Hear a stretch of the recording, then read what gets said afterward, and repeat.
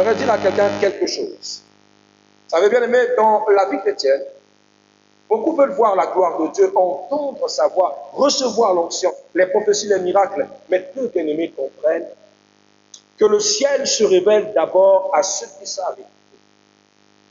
Bien aimé, il n'y a pas un art plus fastidieux, plus puissant, mais surtout fastidieux que l'écoute. L'écoute révèle des mystères, l'écoute révèle la sagesse, l'écoute révèle les options, l'écoute ouvre les horizons à plein de choses dans le monde spirituel comme dans le monde physique. Vous devez savoir que l'écoute spirituelle, bien aimé, n'est pas seulement entendre avec les oreilles physiques, c'est une disposition du cœur. Il permet à Dieu de parler, d'orienter, de corriger, de transformer une vie. Et celui qui sait écouter reçoit une double portion. La compréhension des choses de Dieu et la capacité d'agir selon sa volonté. Alléluia.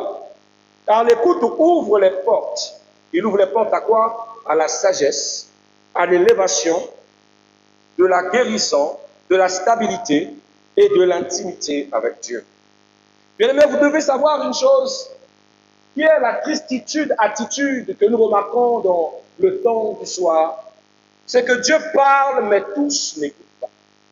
Et souvent, on fait passer Dieu pour quelqu'un qui est plus silencieux, or que Dieu a maintes fois parlé souvent dans nos vies, mais que nous n'avons pas prêté garde, que nous avons préféré nous taire ou ne pas du tout donner une appréhension à ce qu'il disait. On a fait fi d'ignorer.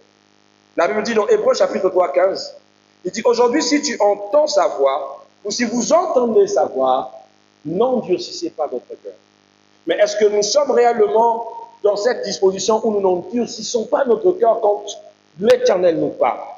Car Dieu parle par sa parole, par le Saint-Esprit, par les circonstances, par les serviteurs de Dieu, par les avertissements, parfois même dans le silence.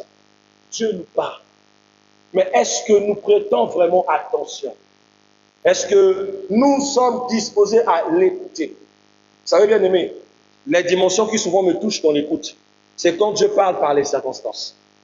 Vous savez, par sa parole encore, nous avons des références. Dieu te dit, fais attention à tel type de personne. Écoute, fais attention à ceci. Méfie-toi de ceci. Fais attention à la femme paresseuse. Fais attention à l'homme intelligent. Fais attention à tel type de serviteur. Ça, la parole nous attire. Et même souvent, quand bien que la parole écrit ces choses, mais nous ne écoutons pas. La Bible nous parle des catégories de serviteurs à faire très attention et à ne pas du tout laisser prospérer à notre égard. C'est-à-dire régner régner devant nous. Mais non, nous avons l'habitude de faire fi comme si la parole s'amoindrissait à certains types de personnes. Tandis que la parole reste céleste et incontournable. Alléluia. Souvent, nous balisons la parole et nous faisons fi de ne pas tout prendre du tout en valeur. Un jour, je parlais à un frère pasteur. Je disais, frère pasteur, fais attention. Dieu peut te parler dans sa parole et dans ses circonstances. Et dans ta parole, l'Éternel me dit, méfie-toi de la femme querelleuse. La Bible est claire dans ça. Hein?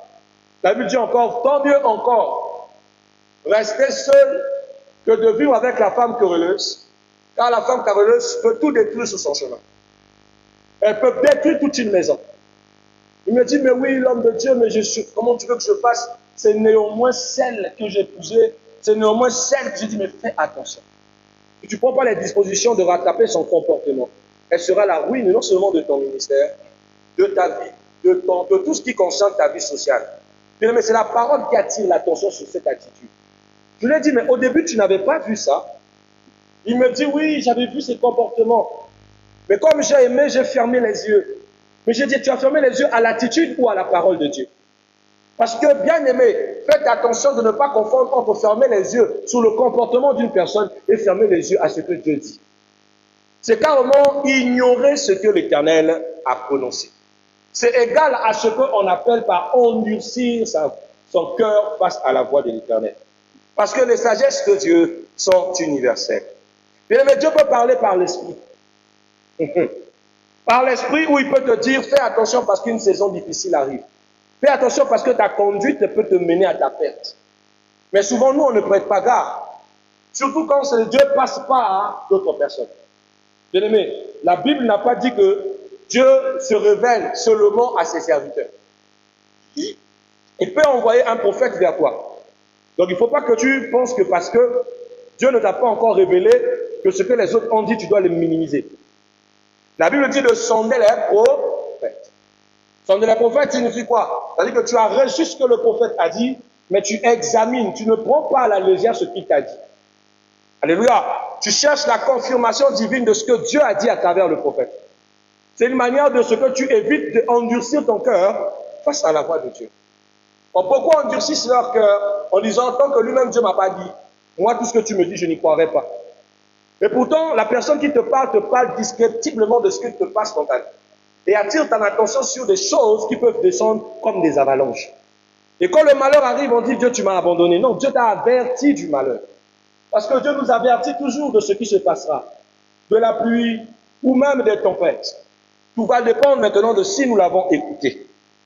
Dieu parle par les circonstances. Dieu peut soumettre les circonstances compliquées pour te transmettre un message. Dieu peut soumettre même le rejet, juste pour te transmettre un message. Dieu peut soumettre même le refus, juste pour te passer un message. Tu ne vas pas comprendre, tu te dis, mais pourquoi je suis méprisé? Pourquoi je suis rejeté? Qu'est-ce qui se passe où je suis en train de vivre un moment où on m'isole? Mais tu ne sais pas que c'est Dieu qui le veut. Alléluia. C'est Dieu qui le veut. Parce que tu n'as pas écouté sa parole, tu n'as pas écouté le Saint-Esprit, alors les circonstances deviennent un message. Un message où on te dit qu'il y a quelqu'un ou il y a quelque chose de ton environnement qui te veut du mal. Ou qui est en train de conspirer contre toi. Bien aimé, tu es déjà resté dans des saisons comme ça, tu es assis à la même table que les gens que tu aimes. Mais parmi lesquels certains conspirent contre toi. Mais tu te dis, mais qu'est-ce que j'ai fait pour que je subisse la conspiration? Mais Dieu me fait rêver. Il me fait rêver que je suis en train de recevoir des couteaux. Mais je dis, mais pourquoi je reçois des couteaux? Qu'est-ce que j'ai fait? Les circonstances te prouveront ou te montreront le chemin. Il y a bel et bien une personne, mais qui est en train de te faire du mal. Donc les circonstances aussi est un mode de conversation, de parler de Dieu. Alléluia. Dieu peut parler par les avertissements. Ah, les avertissements, surtout, c'est ce que moi je crains. Quand à chaque fois Dieu t'avertit, fais attention. Tu entends des gens qui te disent, fais attention. Tu rêves, on te dit, fais attention. Tu rêves des signes qui prêtent attention. Bien aimé, ne blaguez pas avec ça. N'endurcissez pas votre cœur, parce que l'avalanche des conséquences sont irréparables. On dit que Dieu aussi parle dans les silences, que Dieu peut se taire, et que son silence devient un langage. Mais quand il se tait, ça signifie quoi? On avait déjà parlé de ça une fois ici. Le pasteur Jules aussi a déjà parlé de ça plusieurs fois ici. Le silence de Dieu est un langage. C'est le langage qu'il prend après avoir trop parlé. C'est la posture qu'il prend après avoir trop expliqué. C'est la posture qu'il prend lorsque tu as trop endurci ton cœur. Quand il t'a déjà trop parlé que tu ne veux pas entendre, les silences deviennent un grand enseignement. Un enseignement qui te dit, tu t'es dérouté du droit chemin. Ou tu n'as cessé de faire les choses comme je le veux. C'est comme ça que nous avons plein de serviteurs de Dieu aujourd'hui, qui ne reçoivent plus ce que dit l'Éternel. Et qui ne marchent plus selon l'ainsi dit l'Éternel. Dieu s'est retourné contre eux. Pourquoi? Parce qu'ils ont méprisé la voix de l'Éternel. Quand vous faites fi de ne plus écouter Dieu et que vous marchez selon votre verdict, le silence devient votre partage et les conséquences deviennent votre enseignant. Alléluia. Vous devez savoir que, bien aimé, plusieurs écoutent sans comprendre et d'autres comprennent sans pratiquer. Tout simplement parce que ils ne s'adonnent pas à la science de l'écoute. D'autres même refusent ce que Dieu dit parce que cela les dérange et ne les arrange pas du tout. Parce que nous, aujourd'hui, nous sommes confinés à ce qu'ils nous valorisent. On dit à Job, on dit plutôt à Jonas, va à Ninive. Mais Jonas, lui, ne trouve pas son compte à Ninive. Il voit Ninive comme une ville de brigands, une ville dangereuse. En quoi va-t-il aller à Ninive? Dieu aujourd'hui peut se lever et dire au pasteur Jude, ta mission, c'est d'aller prêcher on va prendre par exemple un exemple, à Goma. Mais nous savons ce qui se passe actuellement là-bas. Et que lui aussi le sache. La famille aussi le sait. Je pense que les circonstances vont se faire où il va recevoir même une pression sociale. Oui, il t'a dit que c'est Dieu. Et si c'est Dieu, pourquoi on veut-il à ta vie? C'est pas ça, pasteur. Pourquoi Dieu va en vouloir à ta vie? Comment veut-il t'envoyer là où les gens sont en train de mourir? Pourquoi va-t-il t'envoyer là où les gens sont en train de subir? C'est-à-dire qu'on remet en cause l'Éternel. Et pourtant, on sait que c'est Dieu qui nous a dit. Alléluia. Nous avons même vu des gens qui ont repoussé le choix de Dieu. Dit Seigneur, si ce n'est que ça, ou elle, ou ce chemin, qui est le choix de Dieu, tant mieux encore que je reste seul. Tant mieux encore que je meure seul, Seigneur. Je refuse ce chemin. Oh, bien-aimé, c'est très dangereux. Très, très dangereux. Car beaucoup, bien-aimés, oublient que l'écoute spirituelle exige certaines attitudes qui doivent accompagner celui qui écoute la voix de Dieu. Il s'agit de l'humilité, il s'agit du silence intérieur, de la soumission et de la sensibilité spirituelle. Car celui qui écoute avec humilité laisse à son esprit et à l'esprit de Dieu le temps d'instruire l'écoute qui devient une loi dans son cœur. Et celui qui écoute avec le silence permet de faire taire toutes les mauvaises mœurs et les mauvais esprits de contradiction qui résonnent souvent dans son âme. Celui qui écoute avec soumission, celui-ci prend possession de l'ordre qu'il a reçu et en fait un credo. Celui qui écoute avec sensibilité spirituelle fait de ce qu'il a écouté comme un étendard, un chemin qui va se frayer sur lui pour aller droit aux objectifs célestaux. Amen. Alléluia. Alors, bien aimé, j'aimerais te parler de la première portion. De la première portion de l'écoute de Dieu. La Bible dit dans 1 Samuel chapitre 3, verset 10. Parle, Éternel, car ton serviteur écoute. Bien-aimé, Samuel devient prophète parce qu'il a appris à écouter. La première portion de l'écoute, c'est une dimension merveilleuse. Beaucoup parlent trop devant Dieu, mais ne prennent jamais le temps de l'écouter. Une vie de prière sans écoute, ça devient un monologue religieux, où nous voyons beaucoup de personnes la pratiquer dans les rues, dans les églises. Ça crie fort, ça parle fort, mais Dieu ne répond pas. Or, la prière, bien-aimé, c'est un dialogue et non un monologue. Voilà pourquoi, bien-aimé, l'écoute est très importante.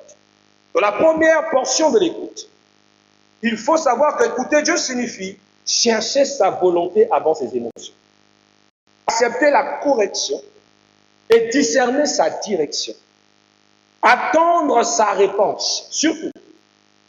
Je sais que beaucoup aujourd'hui ne sont pas tombés dans la bonne génération. Moi, je suis fier d'être de la génération des messages, pas seulement des SMS. Nous, on s'envoyait des messages d'amour, des messages écrits. Donc, les spécialistes des fautes d'orthographe, je suis désolé. Vous ne pouvez pas envoyer à ta chérie un message avec bourré de fautes d'orthographe. Ça tombe sur le professeur, ça sera une dissertation au tableau. Je vous assure que c'était effroyable. Mais c'était beau. Et à chaque fois qu'on envoyait un message, on attendait toujours le retour de notre message. Cette réponse satisfaisante que l'être aimé a répondu favorable. À chaque fois que vous adressez une complainte, il doit y avoir une réponse. Si vous priez, c'est que Dieu doit répondre. Un jour, Dieu m'inspira une chanson et dit, à quoi ça sert de prier si celui qui est dans le ciel ne vous répond pas? Ça veut dire que ce que vous faites, c'est du n'importe quoi.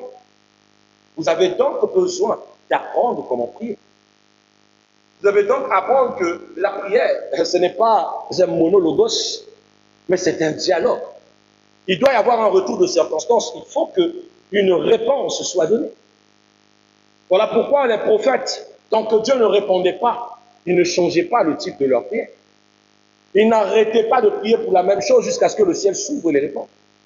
La Bible dit, Élie, un homme de la même nature que nous, a dû prier plusieurs fois jusqu'à ce que le ciel l'écoute et le réponde par la pluie.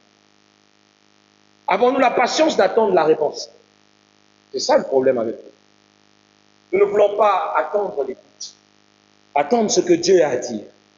Discerner ce que Dieu a dit. La réponse que Dieu a dit. Alléluia. Or, c'est l'une des parties les plus importantes dans la vie chrétienne. Car tu ne peux pas être chrétien et marcher sans écouter la voix du bon berger. La voix du bon berger n'est pas que par ses serviteurs. Il peut aussi être individuellement. Je vous rappelle que nous sommes dans la technologie du Fils. Là où la Bible dit, j'inspirerai mes lois dans votre cœur. Et mon esprit aussi. Donc Dieu se révèle aussi à travers nous. Alléluia. Alléluia. Vous devez avoir dans votre tête les signes d'une personne qui écoute Dieu. Car celui qui écoute Dieu, bien aimé, elle agit avec sagesse. Elle évite plusieurs pièges. Elle possède la paix malgré les combats. Elle marche dans l'obéissance. Elle agit avec sagesse parce qu'elle est instruite par l'écoute. Elle évite plusieurs pièges parce que l'écoute lui montre et lui permet de cibler les pièges. Elle possède la paix malgré les combats parce que l'écoute le consolide et le donne la force malgré les épreuves. Elle marche dans l'obéissance car l'écoute l'instruit. Il n'y a pas d'obéissance si vous n'avez aucune norme à obéir. N'est-ce pas? Alléluia. Alléluia. Voilà pourquoi la première dispensation de l'écoute, la première portion de l'écoute, c'est la compréhension des choses. Quand vous recevez l'écoute, Dieu retire les écoutilles spirituelles qui vous empêchent de le comprendre. Quand vous laissez l'écoute devenir votre partage, bien aimé, vous recevez la première des portions qui vous accorde la compréhension des choses de Dieu. Ne comprend pas les choses de Dieu celui qui se sent plus spirituel. Non, comprend les choses de Dieu celui qui sait écouter. Et celui qui ne se sent pas sage à ses propres yeux. Celui qui ne méprise pas le conseil. Celui qui éloigne la sagesse de ses propres pieds, creuse sa propre tombe pour mourir. Apprenez à écouter la voix de Dieu. Parce que celle-ci renforce votre affinité avec lui et vous donne la compréhension des choses de Dieu. Est-ce que tu peux dire avec moi la compréhension des choses de Dieu? Amen. Je prie énormément que Dieu t'accorde la capacité de comprendre les choses de Dieu. Je prie que le Seigneur t'ouvre la sagesse et l'intelligence dans l'écoute. Que Dieu te donne le goût et l'amour de l'écouter dans toute sa dispensation que nous avons dite ce soir. Nous avons énuméré que Dieu peut parler par sa parole, que Dieu peut parler par son esprit, Dieu peut parler par les circonstances, par les serviteurs de Dieu, par les avertissements et parfois même par les silences. Que toute cette dispensation soit ton partage. Car bien aimé, sans ça, tu vas pouvoir tomber dans les ruses du diable. Bien aimé, quand la Bible dit que le diable se déguise souvent l'ange de lumière, ce n'est pas faux. Souvent, tu ne peux pas savoir que tu es à côté du diable en personne. Ou que quelqu'un est abrité par des forces malignes. Tellement tôt que tu affectionnes cette personne. Tellement tôt que de fois tu as du respect pour cette personne. Mais la seule manière de comprendre les choses de Dieu et d'identifier les pièges, c'est d'arriver à la première portion de Dieu. Alléluia. Dieu t'ouvrira les yeux. Le chrétien ne voit pas qu'avec les yeux physiques. Les yeux spirituels, c'est tous les sens de son corps. Dieu l'instruit. Ainsi peut mieux se tenir et mieux se comprendre. On va s'arrêter là pour ce soir. Parole du Seigneur Tout-Puissant. Est-ce que tu peux acclamer pour Jésus-Christ? Que Dieu te bénisse, bien-aimé. Je voudrais que tu lèves juste la main droite. Tu vas dire au Seigneur ce soir de t'apprendre à écouter, de t'aider à écouter, de t'accorder l'esprit de l'écoute. Cet esprit qui a animé en force les prophètes, les rois, comme David. Que Dieu t'anime de cette force, de cette bénédiction qui émane de l'écoute. Père, apprends-nous souvent à écouter. Apprends-nous à ne pas prendre les enseignements comme étant des instants où nous voyons des hommes s'extasier devant la parole, mais plutôt des moments où nous apprenons ta volonté. Aide-nous à discerner ce que tu veux qu'on entende, les plans que tu veux que nous comprenions et les choses que nous devons pratiquer selon ta volonté. Car beaucoup aujourd'hui se dirigent par eux-mêmes, se conduisent par leur intelligence, se mènent par leur propre force, au lieu d'être conduits par la puissance de tes œuvres. Nous avons besoin d'être animés par cette force de l'écoute en cette saison, où Seigneur, tu parles, mais ton peuple ne t'écoute pas. Aujourd'hui, Seigneur, tu es en train de lever ta voix partout dans le monde. Mais Seigneur, beaucoup ont endurci leur cœur. Et aujourd'hui, beaucoup écoutent leur passion. D'autres se vantent, d'autres se lancent dans des conflits politiques inutiles. D'autres se battent et raccoutent, se battent au ministère, cette liste de sacerdoce, parce qu'ils ont cessé de t'écouter. Alors aide-nous, Seigneur, à apprendre à t'écouter et à t'aimer, Seigneur, et à voir les choses selon toi. Dans le nom de Jésus-Christ. Merci Seigneur. Tu vas prendre le deuxième sujet. Je veux que tu demandes à Dieu de t'accorder la première portion de l'écoute. Que Dieu t'accorde la première portion de l'écoute. Nous avons dit la première portion de l'écoute, c'est la compréhension des choses de Dieu. Qu'il te donne la grâce de comprendre ces choses. Même dans les petits détails, même dans les petites normes. Que le Seigneur t'accorde, te donne la possibilité de comprendre ces choses et de ne pas du tout rester sourd ou muet face à sa volonté, nous prions. Ô Père, j'aime David. David dit, instruis-moi, alors je serai instruit. Fais-moi connaître ta sagesse, alors je connaîtrai. Alors instruis-nous, Seigneur Jésus-Christ, par ton esprit et apporte-nous la compréhension des choses de Dieu. Nous avons besoin, Seigneur, que ton esprit de compréhension nous anime, que ton esprit de connaissance, Seigneur, nous conduise. Oh, accorde-nous la portion, la première portion de l'écoute, cette dimension bénie de l'Esprit de Dieu, mais aussi de la soumission à ta volonté. Nous ne voulons pas faire des choses que nous ne comprenons pas, que c'est des choses que nous n'avons pas accès, mais donne-nous la possibilité, Seigneur, de nous soumettre à ta volonté et de nous laisser guider par ta grâce. Toi qui es notre Dieu, toi qui es notre Maître et notre Guide absolu, ceci dans le nom de Jésus, notre Seigneur, nous disons Amen. Alors tu as raison d'acclamer pour Jésus-Christ. Gloire à notre Seigneur Jésus. Alors grand merci à toi qui nous as suivis de là où tu te trouves. Et c'est notre enseignement, nous la continuerons le vendredi. Et j'espère que le Seigneur nous fera énormément de bien sur l'édification derrière cet enseignement. Et que ton esprit s'extasiera au plus à apprendre à comment écouter Dieu, à recevoir la double portion de l'écoute pour que tu puisses non seulement ne pas tomber dans les pièges de la méon ou de la contradiction que le diable est en train de semer. Car je vous assure, j'ai vu quelque chose, j'ai vu le loup dans la bergerie. J'ai vu le mensonge au milieu des saints. J'ai vu la conspiration. J'ai vu le diable qui se fait passer pour Dieu. Alors faites attention. Sachez écouter le Seigneur. Cherchez le discernement des choses profondes de Dieu. Et que l'Esprit de Dieu. Sinon le malin va vous briser. Le malin va vous diviser. Le malin va vous réduire. Amen.